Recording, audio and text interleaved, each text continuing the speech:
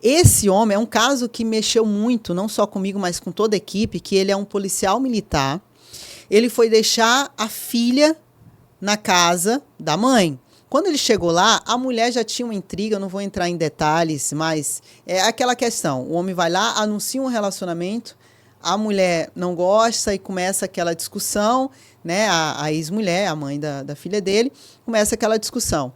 É ele com o celular gravando, porque como ele já tinha sido vítima de uma falsa acusação e o inquérito policial foi arquivado, ele tinha medo. Então, toda vez quando ia pegar a filha, ia deixar a filha, ele levava, era gravando, para poder se prevenir de qualquer coisa que essa mulher pudesse falar, fazer, sei lá, contra ele. E do outro lado, segurando a mão da filha, para deixar a filha na casa da mãe.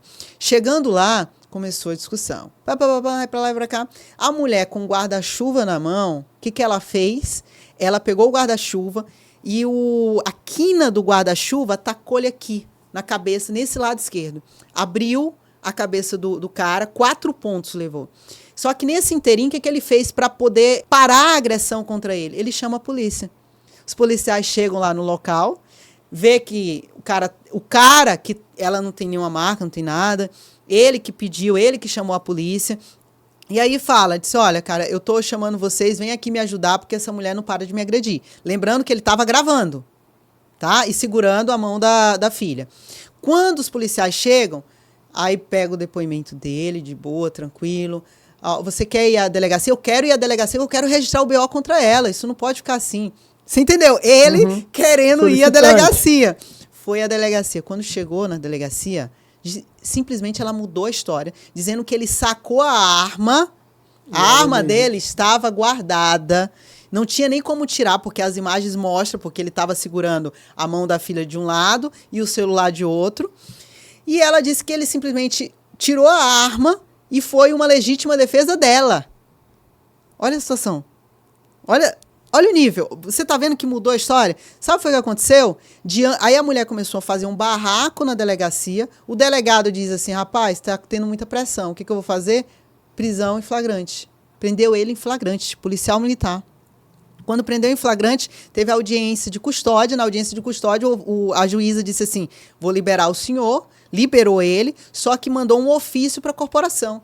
Lá já abriu um processo administrativo contra ele, também com o intuito de demiti-lo. O objetivo mesmo era da demissão.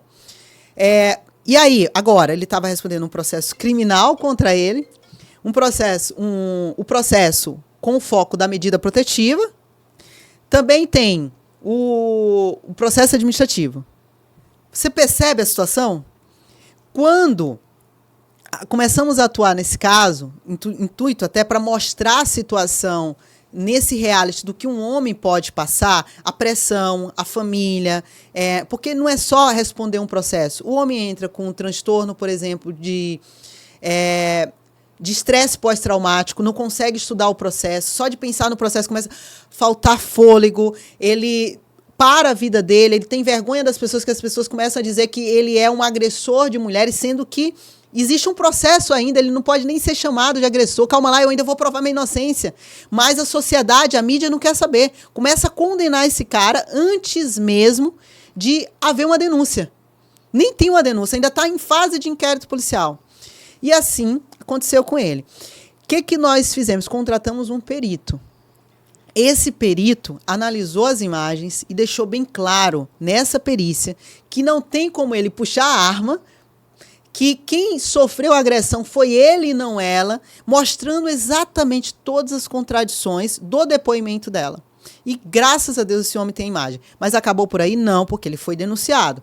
Essa perícia foi juntada ao processo. O Ministério Público não se manifestou, disse que vai se manifestar sobre a perícia no momento oportuno e que aguarda a audiência de instrução e julgamento. Quando nós juntamos isso e outras provas mostrando para o juiz que foi ele que chamou a polícia, mostrando o áudio, a transcrição do áudio, o que aconteceu? O juiz disse assim, eu vou desmarcar a audiência, que era para esse ano, e remarcou para o ano que vem. Então, ou seja, a chance do cara já ser absolvido e se livrar do processo administrativo foi por água abaixo. Por quê? Porque agora a audiência é daqui para mais de um ano. E é isso que acontece. eu tô falando aqui... Provavelmente o juiz vai dar aquela comida de rabo em alguém e falar, como que vocês não viram isso? O que acontece? Sabe, o problema é que se nós estamos diante de uma falsa acusação, lembrando, nosso escritório atua em falsas acusações. Tá? Não estou falando de agressor. Agressor tem que ser punido mesmo. Estou falando de falsas acusações. Nesse caso, é o que nós estamos a tratar, de uma falsa acusação. Mas porque perceba... o agressor em si, ele não te procura, né? Assim, e tem como a gente identificar se realmente o cara está falando a verdade ou está mentindo. Dá para identificar. Principalmente um advogado que tem prática na esfera criminal. Ele capta as contradições. E nesse caso, nós estamos falando de uma falsa acusação. Mas você imagina o cara anos passando por uma situação dessa e ainda tendo o risco de ser demitido. Como é que ele vai pagar a pensão? E a pressão que tem no psicológico desse homem. E é o que está acontecendo, infelizmente. Que aí o cara fica vendido.